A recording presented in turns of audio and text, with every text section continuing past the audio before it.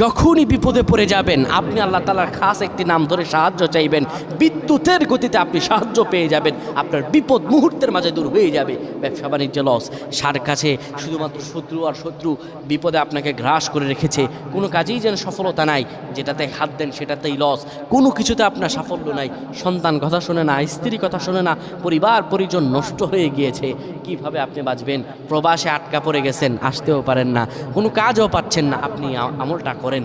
এটি আমার কথা নয়, বিশ্বনবী মুহাম্মদ রাসূলুল্লাহ সাল্লাল্লাহু আলাইহি ওয়াসাল্লামের প্রিয় সাহাবী হযরত যায়েদ রাদিয়াল্লাহু তাআলা আনহু, তিনি একবার মক্কা থেকে হিজরত করে যখন মদিনায় যাবেন, ঠিক সেই সময় বিপদে পড়ে যান। ওনাকে একটি লোক বিপদে আটকে ফেলে এবং ওনাকে হত্যা করার চেষ্টা করে। তখন তিনি আল্লাহ তাআলার এই খাস নামটি ধরে সাহায্য চেয়েছিলেন, আল্লাহ তাআলা তাকে বিপদ থেকে মুক্ত করেছেন। সুবহানাল্লাহ। সেই দোয়াটা কি? তিনি যখন বিপদে পড়ে যান তিনি বলেন, আগিসনি ইয়া রহমান।